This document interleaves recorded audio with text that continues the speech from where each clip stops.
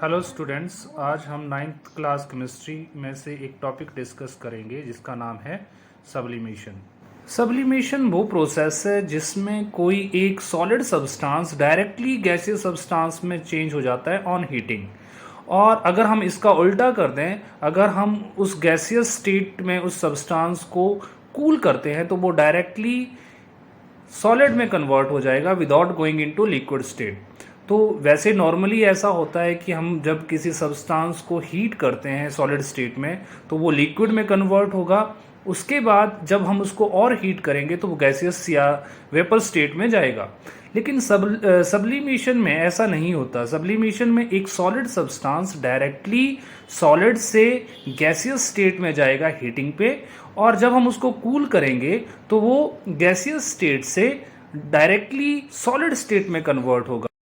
Sublimation की इस process को हम इस इक्वेशन से समझने की कोशिश करते हैं, जिसमें सॉलिड डायरेक्टली गैस में कन्वर्ट हुआ है हीटिंग पे, और गैस डायरेक्टली कन्वर्ट हुई है सॉलिड में on cooling without going into liquid state. So this process is known as sublimation.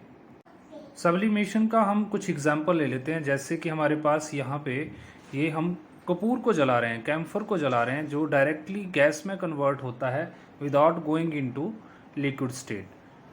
सो कपूर में भी यहाँ पे सब्लिमेशन प्रोसेस हो रही है।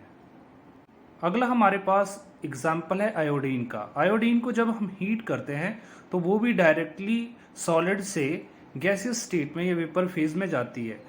और ऊपर आप देख रहे हो कि जैसे हम इसको हीट कर रहे हैं और ऊपर हमने एक चाइना डिश के अंदर पानी लिया हुआ है, तो डायरेक्टली वो जो वेपर्स हैं वो कंडेंस होके सॉलिड में दोबारा कन्वर्ट हो रहे हैं। तो यहाँ से भी हमें पता लगता है कि जो आयोडीन है वो भी एक सब्लिमेशन प्रोसेस को शो करता है।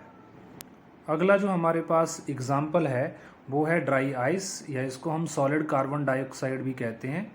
और ये सॉलिड फॉर्म में होती है, और जैसे ही हम इसको हीट करते हैं तो ये एक गैसियस फॉर्म में कन्वर्ट हो जाती है।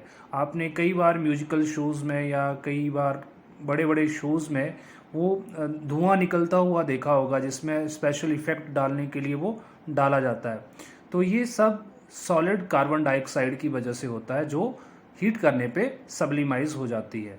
नेक्स्ट हमारा एग्जाम्पल है नेफ्थलीन वॉल्स का, फिनाइल की गोलियाँ जो हम कपड़ों में डालते हैं, और देखते हैं कि कपड़ों में डालने के बाद कुछ टाइम के बाद वो नेफ्थलीन की गोलियां गायब हो जाती हैं, और वहाँ पे कोई भी ऐसा जो कपड़ों के ऊपर कोई दाग या धब्बा या कोई इस तरह की चीज़ नहीं छोड़ती, कोई भी रेजिड्यू अपना वापस नहीं छोड़ती।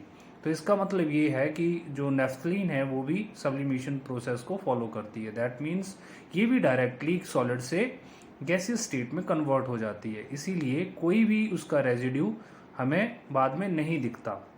अब इस प्रोसेस को हम एक एक्सपेरिमेंट के थ्रू स्टडी करेंगे, जिसमें हमने एक चाइना डिश के अंदर अमोनिया क्लोराइड लिया हुआ है, और उसके ऊपर हमने एक उल्टी फनल रखी हुई है, और उसका जो मुंह है ऊपर से कॉटन प्लग से बंद किया हुआ है, और नीचे हम बर्नर से जब अमोनिया क्लोराइड को हीट करते हैं तो हम देखते हैं कि उसमें से कुछ वेपर्स अमोनिया क्लोराइड के ऊपर की तरफ जाएंगे, लेकिन वो धीरे धीरे जब वेपर्स ठंडे होंगे तो अगेन जो वो गैसियस फॉर्म में अमोनिया क्लोराइड है वो धीरे धीरे अगेन सॉलिड अमोनिया क्लोराइड में कन्वर्ट होना शुरू हो जाएगी।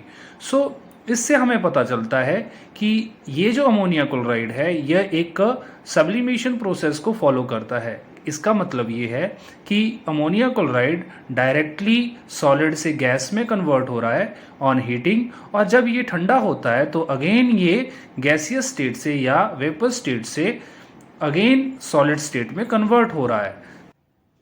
Thanks for watching this video.